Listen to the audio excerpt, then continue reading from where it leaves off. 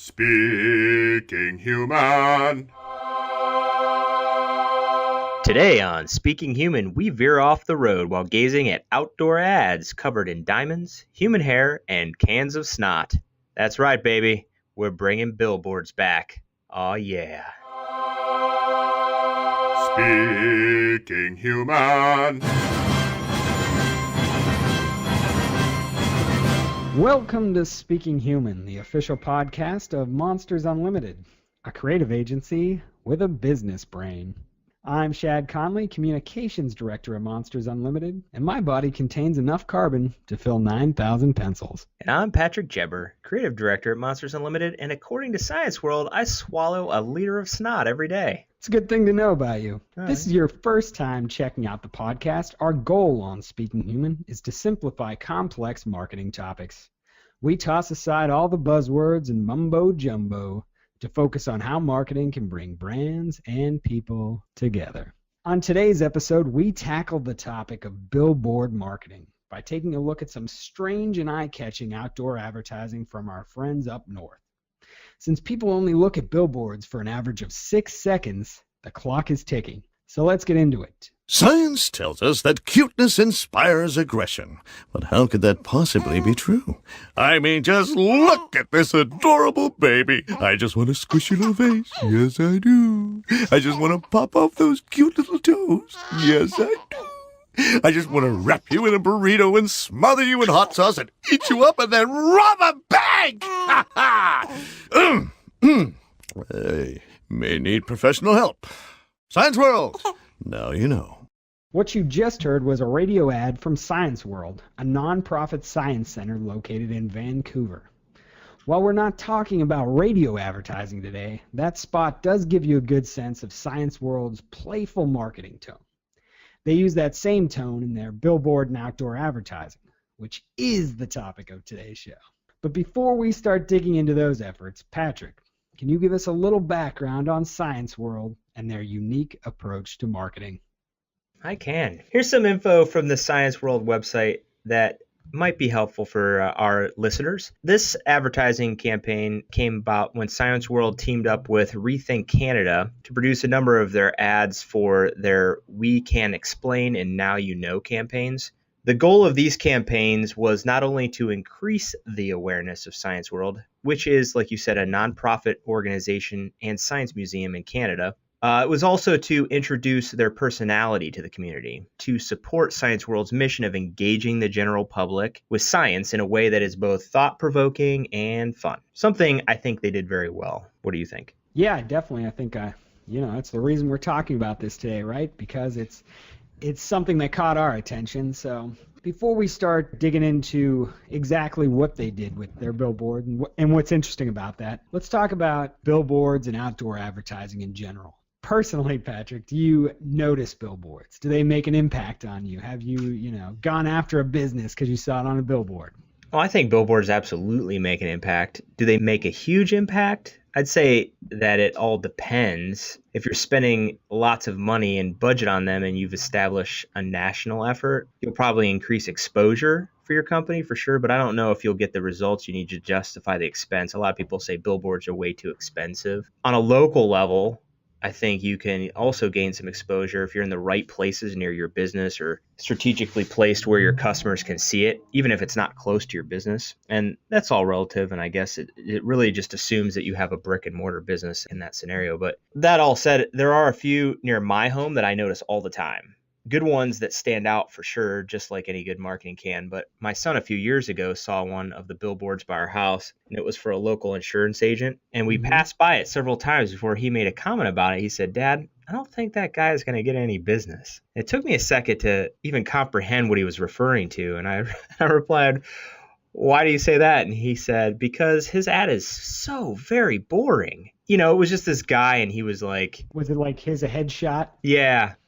So even a 7-year-old can distinguish the good from the bad, It's one of those things. It's got to be eye-catching. It's got to tell the story very quickly. And it can't be boring. I mean, you see so many of those. They say the same thing, and it doesn't really stick out. Yeah. Well, it's funny you even mentioned that story because then when I can picture in my mind like a ton of billboards that are just for car dealerships or insurance agents that are just a person's kind of like, the torso upshot of them smiling, and then the name of the business maybe with some sort of tagline.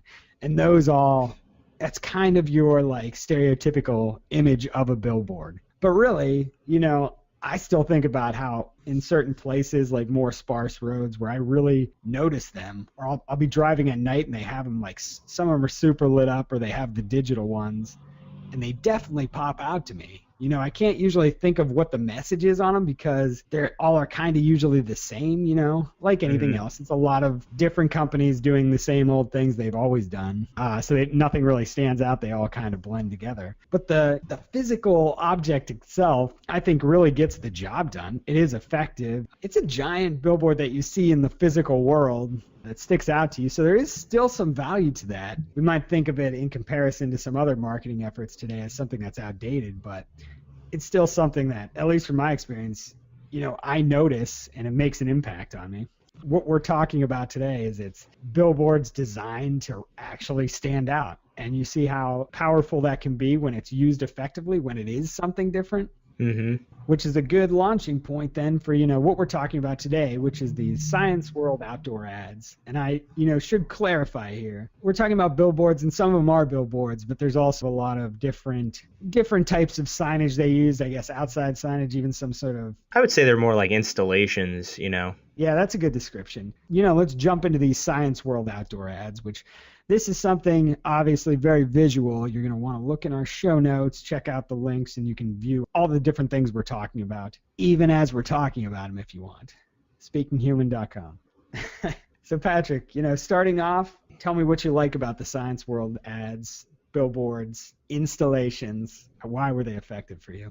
Well, I'd say this group of ads, they're very, very clever. And, I say clever, but they're based on scientific facts. So they take those facts and in many ways use those facts and translate them visually and many times literally, which is what's so cool about them. Like, they took some chances and they followed some of the rules to advertising, mostly with the taglines that you talked about before, "We can explain," or "Now you know," but they aren't restricted to a specific medium. So like they have the billboards, like you said, were very traditional. And then they have those installations, like the giant hairball on the sidewalk with the note that says "We lose up to 100 hairs each day. Science World, now you know." You know which one I'm talking about?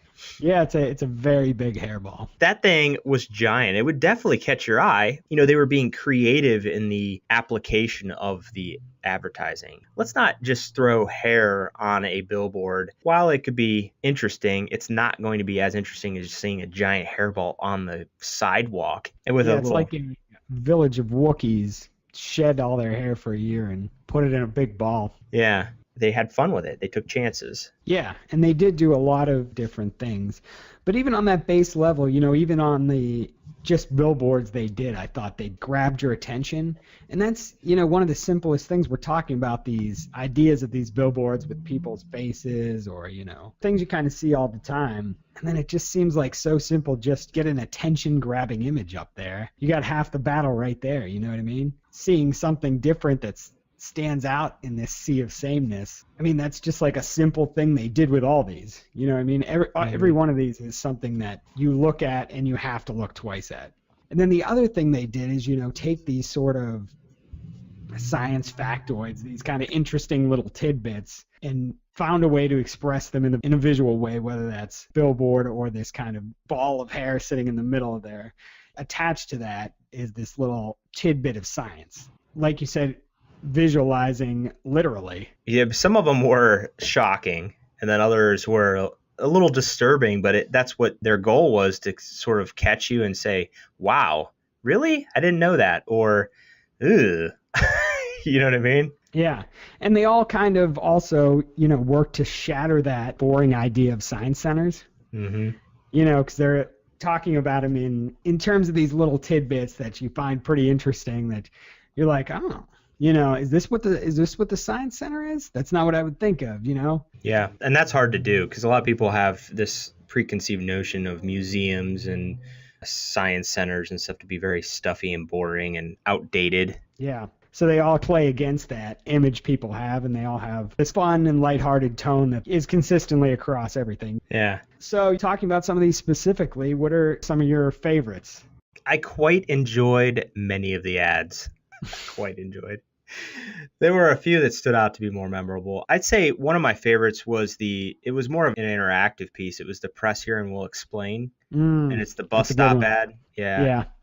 It's a bus stop ad that is button activated and shoots a spritz of water into the viewer's face. And then a voiceover explains that sneezes can travel 12 feet and linger in the air for over 3 hours. And I really love the engagement factor in this. You know, this is one of the things that you're really trying to do in all advertising. But it had this like bit of mystery involved for the audience because they didn't actually tell you what was going to happen. And so Yeah, you don't know that you're going to get this spritz in your face of water. You hope it's water. Yeah. And they had some shots of people who had actually pushed it and their just natural reaction from it. I'm sure there were people that actually pressed it and maybe even got angry, like because they didn't know that they were going to get shot in the face with water. But it had people engaged, and that's something, you know, all ads try to do that. They want people to be engaged. So I like that one a lot. Yeah, some of my favorite ones were that one or like the hair one, you know, things that kind of do something different than what you're used to. Mm-hmm. Even the most simple and straightforward ones that were eye-catching visuals, you know, there's one that's a billboard with a guy in a Speedo kind of laying on his stomach. Yeah, I marked that one down too. That's a good one. Yes. Spelled out on his body in mosquito bites is humans are allergic to mosquito spit. So I thought that was a good one. Another, you know, one that we kind of referenced in the intro is the one that is on the side of, I think, a bus stop, and it's made to look like a case of soda. And so you have all these cans lining these shelves. They're actually cans of a green cola called Snot with a sign that says you swallow a liter of snot every day. You know, and then there's like a crumpled can on the ground in front of it. So that's something, you know, that would definitely get my attention. The guy in with his mosquito bites, the image of that guy, it sticks with you, and not in a good way. You know, it's like it's not a flattering image, and then you see all the mosquito bites, which sort of gives you that feeling of like, yeah, you know what that feels like. You know, it's got to be so itchy. But I do like how they refer to us as humans. Everyone should really do that. You know, I agree completely. Humans are. I did really like the one with the cans too. The great thing was about this whole series is that they were really inventive in the way that they visually solved the science fact for viewers. I don't know if you saw the one, the beavers can cut down 200 trees a year. Yeah. That installation was great. It was more of I would call an installation because it wasn't a traditional just static flat piece. Why don't you explain that a little bit to the listeners out there, the humans out there? The humans. They wrapped these graphics around the trees, this series of trees down a row that made it look like the tree had gotten cut like a beaver. You have the beaver teeth marks or whatever. And so it almost looked like the tree was going to fall. And then towards the end of that row of trees, they had a little sign that said beavers can cut down 200 trees a year. And it's Which is just a lot of trees. Which is a lot of trees, but very creative in the way that they showed that, you know. Yeah, that's what, you know, you look at these and they're all, no matter what kind of effort they are, no matter how different they are, they're all just very interesting and very creative and attention grabbing in a way that doesn't look like any of them, you know, they were lazy on. Yeah, well, that's the tendency. You know, you get comfortable and you're like, well, you know, we're going to do ads. We're going to do this series of ads in a magazine, or we're going to do this billboard series. And I mean, it doesn't work in every situation. But thinking outside that and just being creative with it, I think, is a lot of fun. Yeah, as I mentioned, even their basic billboards are pretty attention grabbing. And that's something anybody can use. You know, I think of the one giant shark hanging on there with a kind of old-time phonograph laying on the ground like it had fallen out of its mouth, and then the tag is sharks can live to be 100. There's another one that it's like a Jason-type killer, you know, on a billboard holding up a sign that said, "You see better when you're scared." Those are even their more simple things that aren't even the installation pieces. Mm-hmm. And they're all very, you know, they're all things that if you're driving by, it's going to catch your eye, and the next time you're going to be like, I got to see what that's for. Yeah, eye-catching is a number one for sure.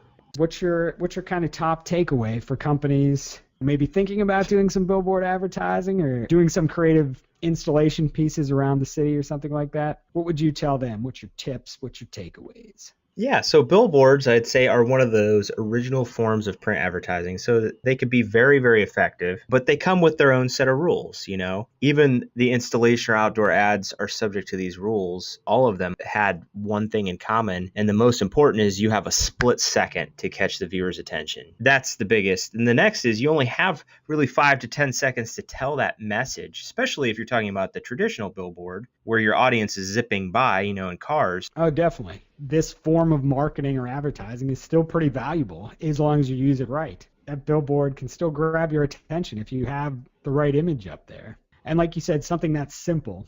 You know, there's not a lot of time to necessarily like take in all that detail. So you want something simple and eye-catching. As far as your content, your message, 6 words or less is the preferred amount to have on there that people can actually consume it in those quick gulps. Who would have thought we would actually be talking about billboards on... I know. In 2015, we're still talking about billboards. That's good stuff.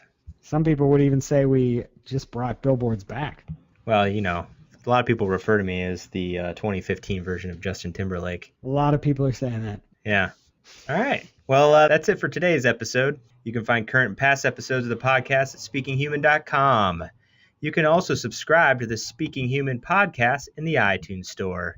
And remember, everyone, the 2 most common fears, clowns and heights. So true.